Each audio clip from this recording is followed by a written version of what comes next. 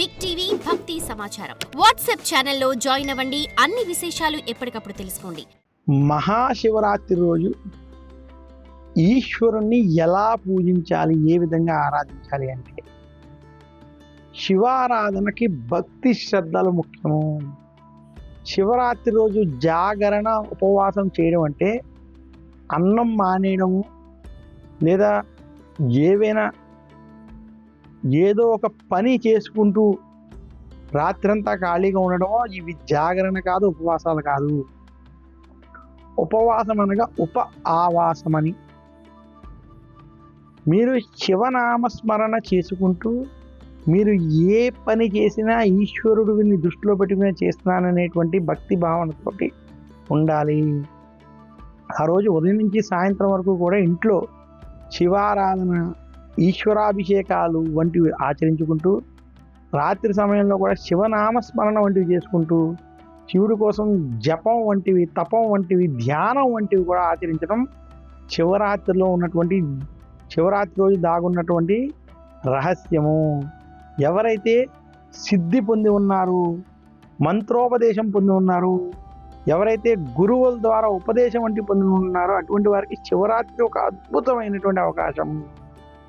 ఇలా శివరాత్రి రోజు ఎవరైతే ఈశ్వర ఆరాధన కానీ వారికి ఉన్నటువంటి మంత్రోపదేశంతో ధ్యానం వంటివి చేసుకుంటారో అది విశేషమైనటువంటి ఫలితాలు ఇస్తాయని కూడా శాస్త్రాలు తెలియజేస్తున్నాయి. శివరాత్రి రోజు చేసేటువంటి శివారాధనలకి, శివనామస్మరణలకి, ధ్యానం వంటి వాటికి ప్రత్యేకమైనటువంటి పుణ్యఫలం లభిస్తుందని తెలియజేస్తూ, శివరాత్రి రోజు భక్తి శ్రద్ధలతో శివారాధన చేయాలి. ఈరోజు గంగాజలంతో కానీ, పుణ్య నదీ జలాలతో కావచ్చు, పంచామృతాలతో కావచ్చు, బిల్వ పత్రములతో కావచ్చు, శివుణ్ణి గనక అభిషేకం వంటివి చేసినట్లయితే, పళ్ళ రసాలతో, చెరుకు రసం వంటి వాటితో ఈశ్వరుని అభిషేకం చేసినట్లయితే ఈశ్వరుని యొక్క అనుగ్రహం చేత శుభ ఫలితాలు లభిస్తాయి. ఈరోజు అన్నాన్ని వండి ఆ వండినటువంటి అన్నముతో ఈశ్వరునికి అభిషేకం చేయడం చాలా విశేషం. ఇంటిలో శివాభిషేకం చేసుకోవడం ఉత్తమం. ఇంటిలో చేసేటువంటి శివాభిషేకానికి శివలింగం బొటకని వేలకు మించకుండా ఉండేటట్టు చూసుకుని ఆ శివలింగానికి ధూపదీప నైవేద్యాలతో అభిషేకం చేసుకోవడం మంచిది. అలా కుదరని పక్షంలో మీ దగ్గర ఉన్నటువంటి ఆలయాల్లో, శివాలయాల్లో కూడా చేసుకోవడం మంచిది.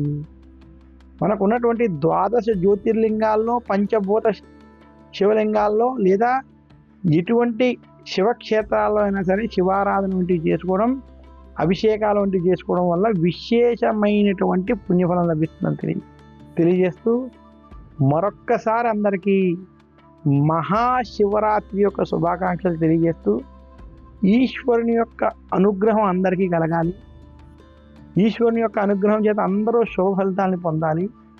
ఈశ్వర సర్వ విద్యానాం, ఈశ్వర సర్వభూతానాం బ్రహ్మాధిపతి బ్రహ్మణోధిపతి అస్తు సదాశివోం అని శివుని ప్రార్థిస్తూ, ఓం చంద్రరేఖాలహత్పాలం గంగాం భోగరసజితం పాదభూషాయితానందం మాకాతపాస్మహే అని ఈశ్వరుని ప్రార్థిస్తూ, శివుని యొక్క అనుగ్రహం కలిగి ఈ ప్రపంచం అంతా అందరూ కూడా క్షేమ, స్థైర్య, ధైర్య, విజయ, అభయ, ఆరోగ్య, ఐశ్వర్యాలతో ఉండాలని ప్రార్థిస్తూ సెలవు తీసుకుంటాను.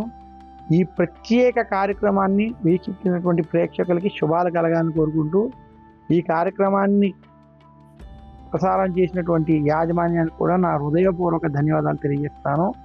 నమస్కారం. మీ చిలకమర్తి ప్రభాకర చక్రవర్తి శర్మ.